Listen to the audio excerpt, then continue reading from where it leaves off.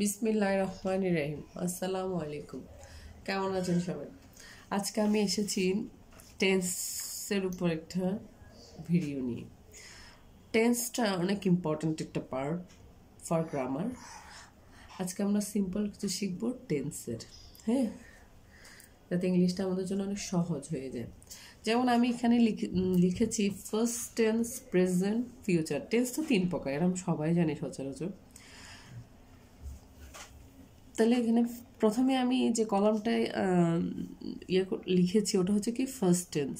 প্রথমে কারণ ফার্স্ট টেন্সটা একটু কি হয়, একটু জটিল, মানে ফার্স্ট টেন্সটা একটু প্রেজেন্ট ফিউচার প্রায় সেমই, হ্যাঁ, কিন্তু ফার্স্ট টেন্সটা একটু ভিন্ন। ভার্ব বলেন, চেঞ্জটা বলেন, ফিউচারে অতটা চেঞ্জ হয় না যতটা ফার্স্ট টেন্সে। প্রেজেন্ট টেন্স থেকে ফার্স্ট টেন্সে আসতে আমাদের অনেক চেঞ্জ করতে হয়।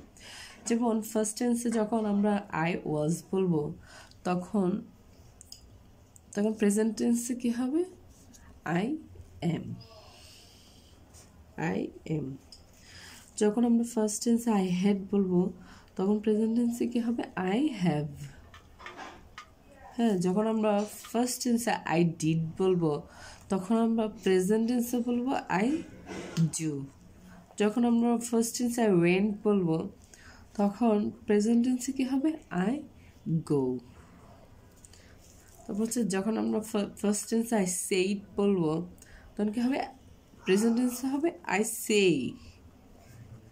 সেটা পরিবর্তন হয়ে কি হবে? সে, বা সেটা পরিবর্তন হয়ে সেইড হয়, এরকম আর কি। হ্যাঁ, তারপর হচ্ছে যখন ফার্স্ট টেন্সে আই গট হয় তখন হবে যে আই গেট।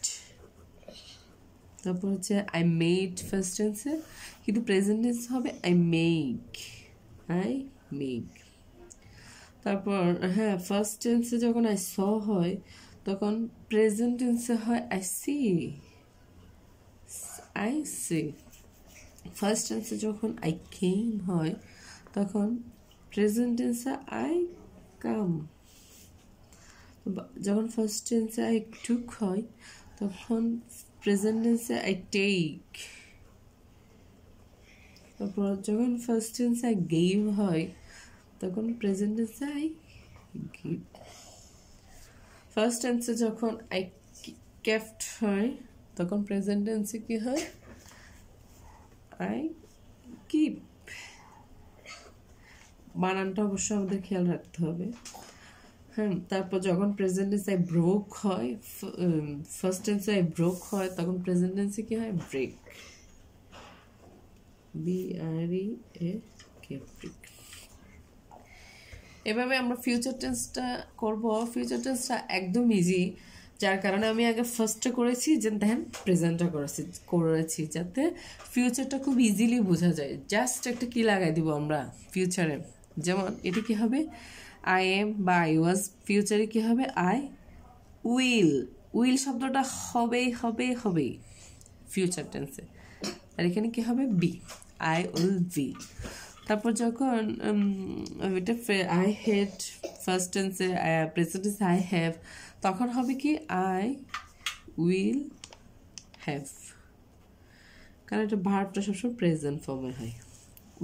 উইলের পরে ফিউচার টেন্সের রুল হচ্ছে এটাই, ভার্বটা সবসময় প্রেজেন্ট ফর্মে হবে। এই জন্য প্রেজেন্ট থেকে ফিউচার লেখাটা খুবই ইজি হয়। জাস্ট আমরা কি লিখে দিব? I will. প্রত্যেকটা ইয়াতে কি লিখে দিব? I will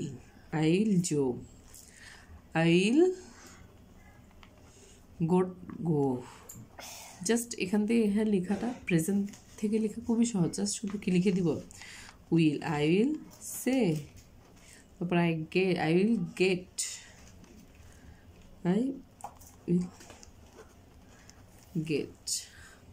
I will make. I will see. তারপর হচ্ছে I'll come.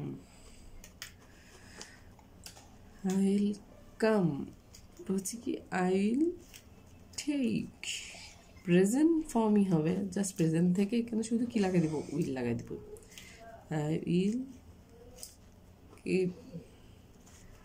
I'll keep. I will bring.